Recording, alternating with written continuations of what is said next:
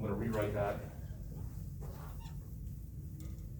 So what I've done here is I'm doing a differential of m naught squared c squared is equal to the differential of m squared c squared minus v squared m squared. That's the process I'm doing right now. This is zero, that part was true. What's the first term?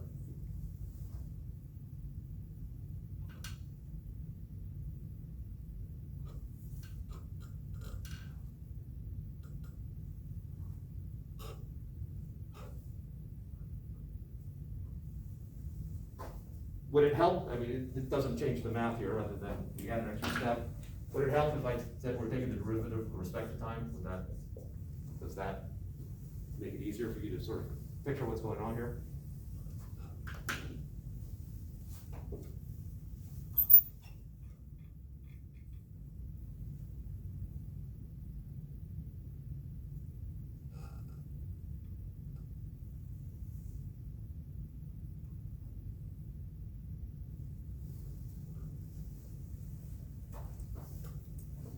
Stunned you into silence. All right, let's drop back just one step further.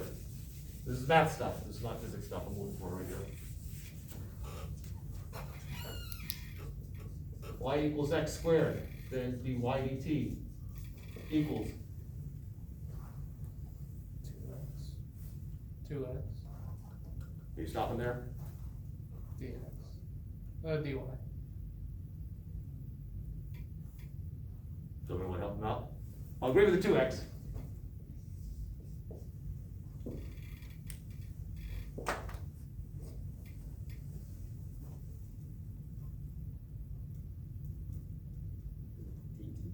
Pardon? dt.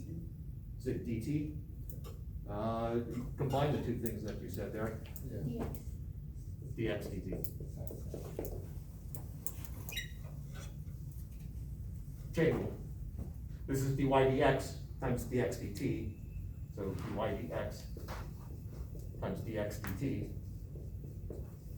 is equal to dy dt.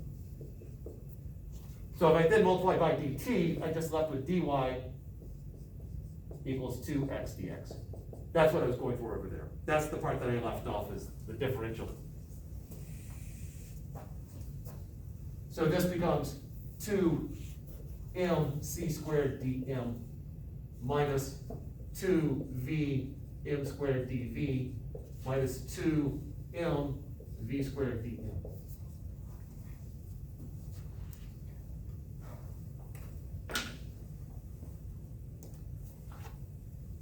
Now let's get rid of our 2's. And m. So I'm left with 0 equals c squared dm minus v m dv minus v squared dm.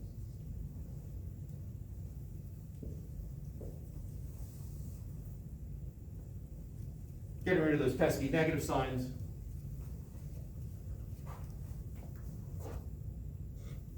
C squared dm equals v m dv plus v squared dm.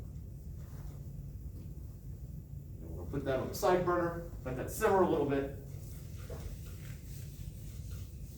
and we'll come back to it.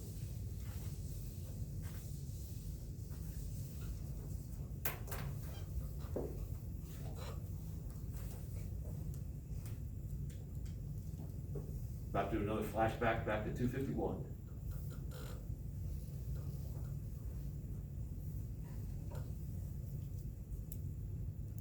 What is the work energy theorem?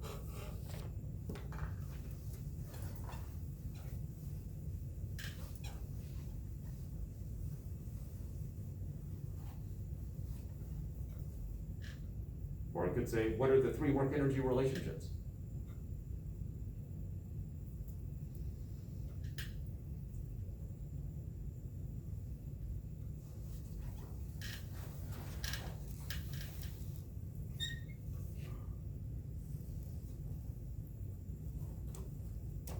How about what is work?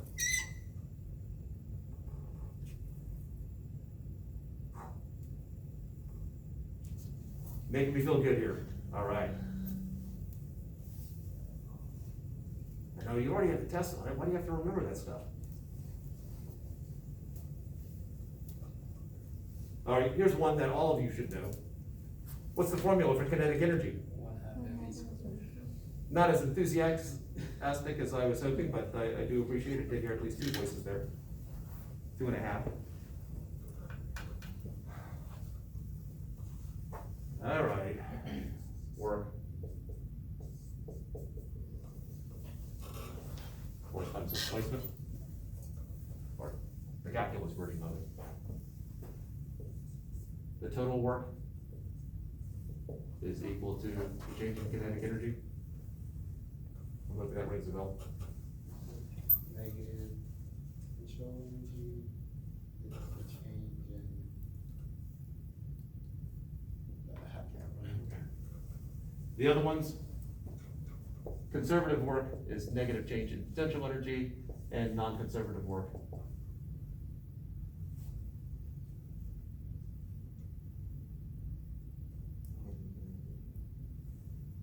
Is it changing kinetic energy? No, that's the total work. Mechanical energy is K plus U. You're saying change in mechanical work, or actually be mechanical energy? Did you want change in mechanical energy? Yeah, okay, good. Change in energy.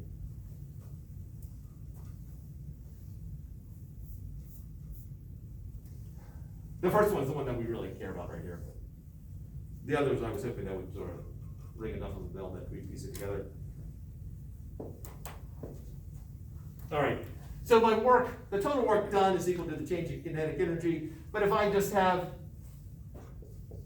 from here, let's assume that the force is in the direction of displacement, that dW, the differential of work, is just equal to FDS.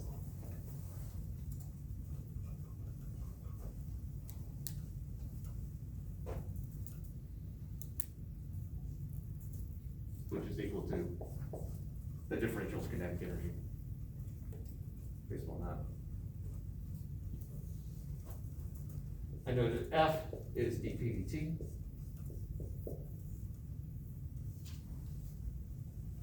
Which is dmv dt. Which is v dm dt plus m dv dt.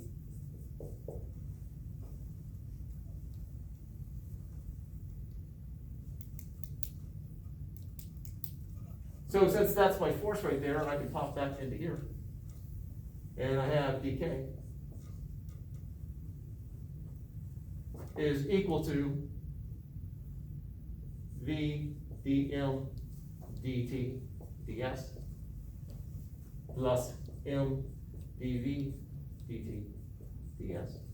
Just distributed ds to my two terms here.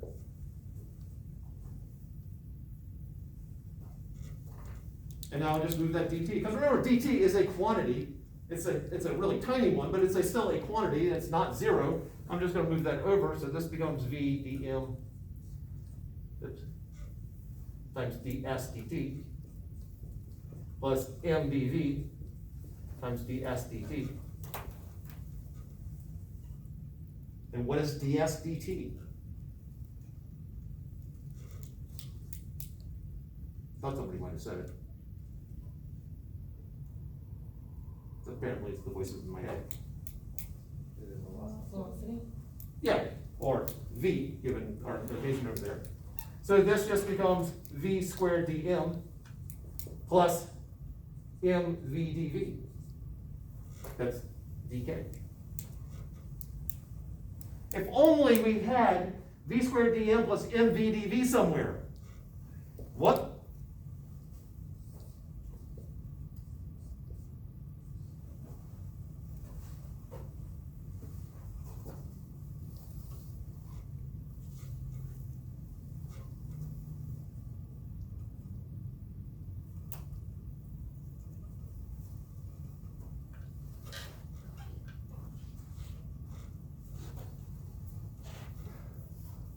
So I have dk is equal to c squared dm. and integrate both sides from 0 to whatever the kinetic energy is, and over here from 0 to whatever the mass is. Oh, sorry. From the rest mass to whatever the mass ends up being.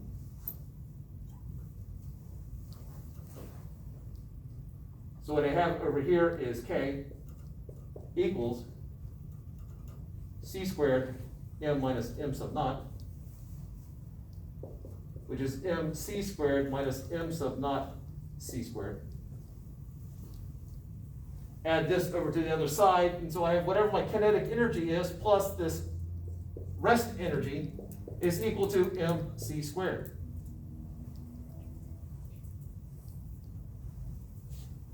There's no potential energy involved in this problem at all. I have an object that's zipping along at some particular speed here. That's just my total energy.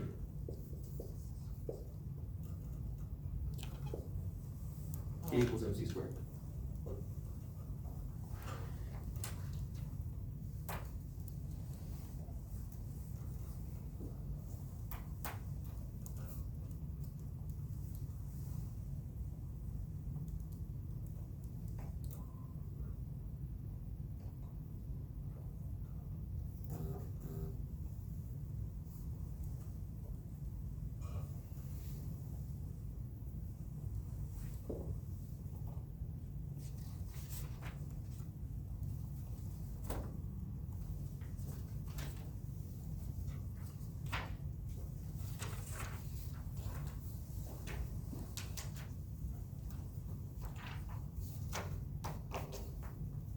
Questions?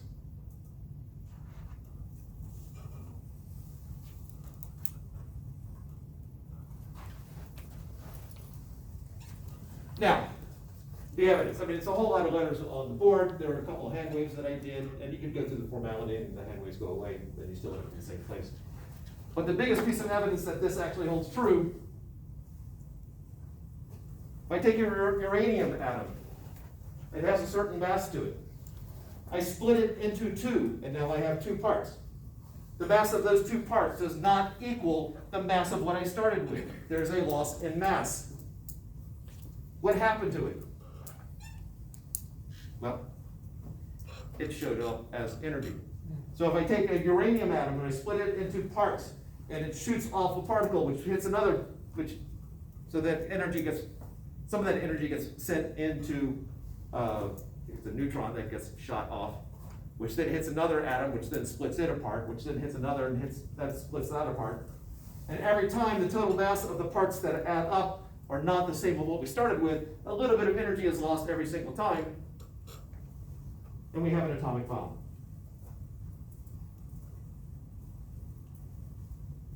We could also take two hydrogens, smash them together. The mass of what we end up with is not as much as what we started with. The two hydrogens slam together. I have a helium now, but the mass of that helium atom is not the same mass as the two hydrogens. We lost some, and that goes into energy, and we have a fusion bomb.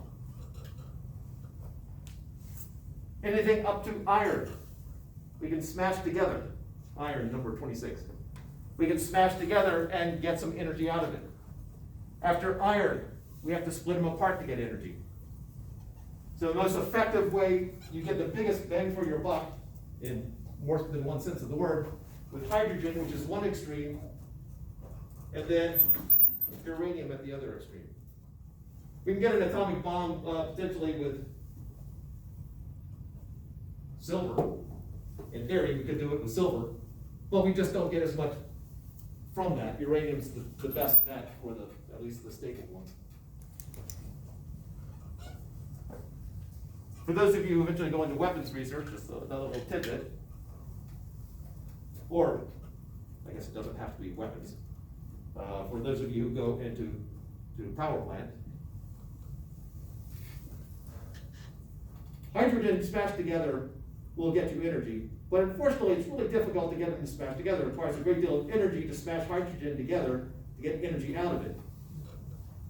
And so they're trying to, the people who are working on fusion reactors are trying to get to the point where the energy that comes out of it is enough to kick off a reaction so that you, basically, so that you can actually gain energy in the net run. But in terms of weapons research, it's really difficult in order to get two hydrogens to fuse in the middle of a bomb field. And so the way they get enough energy to fuse them together is they throw an atomic bomb into it. They got a uranium-based bomb in there which splits apart, gives enough energy for the hydrogens to smash together. So hydrogen bombs are not inherently radioactive, but they are in practice because we have a radioactive bomb as part of the hydrogen bomb. To my knowledge, I'm not in any special, I'm not part of the cabal with military industrial complex. It's possible that they've overcome that, but I don't think so. To my knowledge, they have not.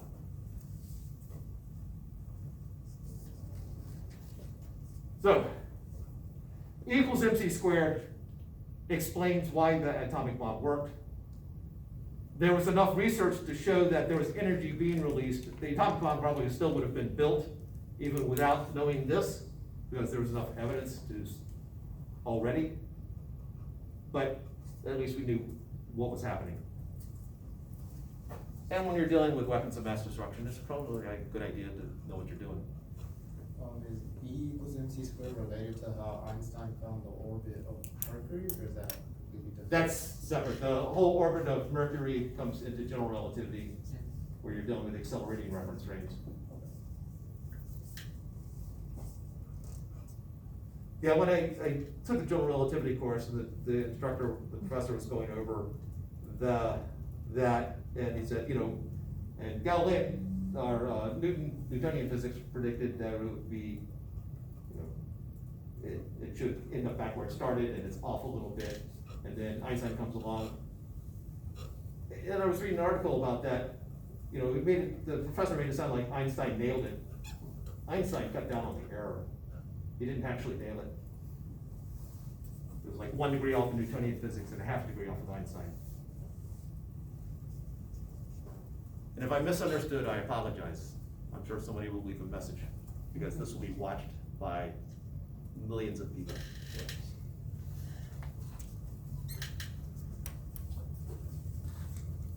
All right, any questions, other questions, comments, concerns?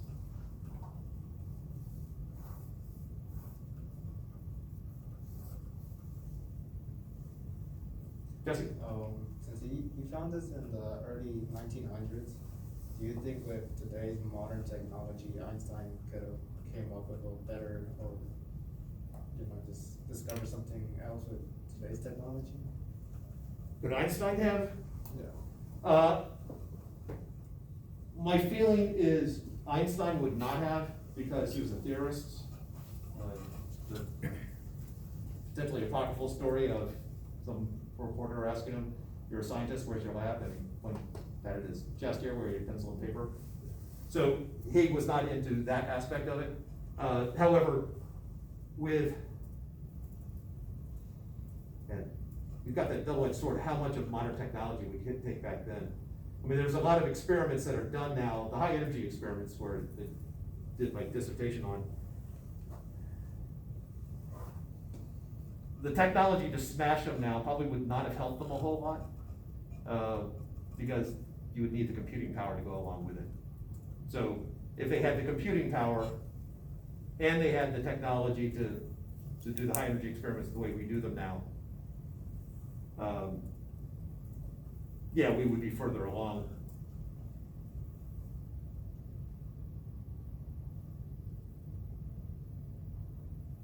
I'm trying to think, as part of any hypothetical physics thing, it's always a matter of what do you take with it and what do you don't. But like the classic, if the car's traveling the speed of light and turns its headlights on, what would you see? I mean, the car can't go the speed of light, so you're already breaking one rule there.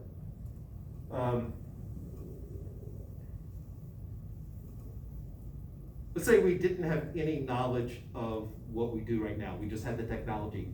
Somehow transported back, they figured out how to use the technology. They have the computing power, using whatever crude computing programs they had back then. They would have a lot of unexplained things.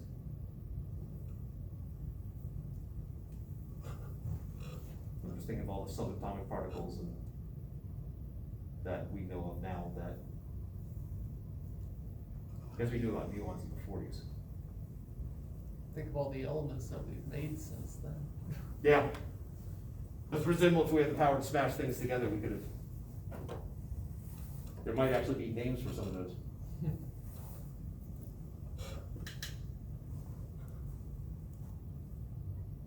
Sounds like it's time for a novel. The alternate history novels.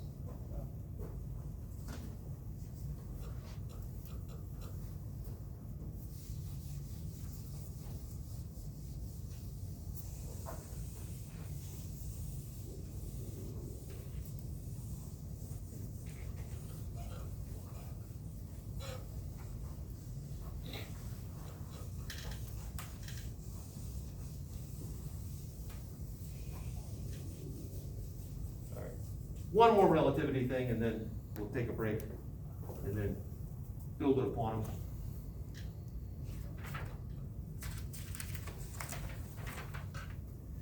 Doppler shift. Earth.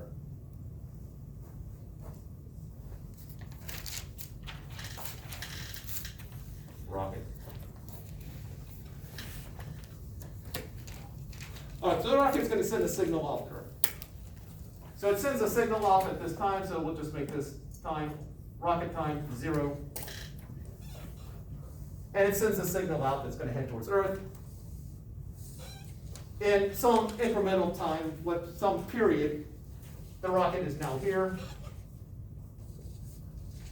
And when it's here, the first wave is here, so this is the first wave.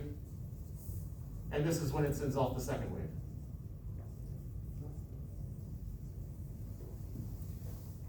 It's traveling to some speed v, and so the rocket in this time frame here, and we'll call this tau sub r. That's sort of its, capital T sub r, it's a period. So this would just be however fast the rocket's traveling from Earth's point of view, times whatever the period is, the time between sending out these signals. And meanwhile, the first wave has traveled c times tr.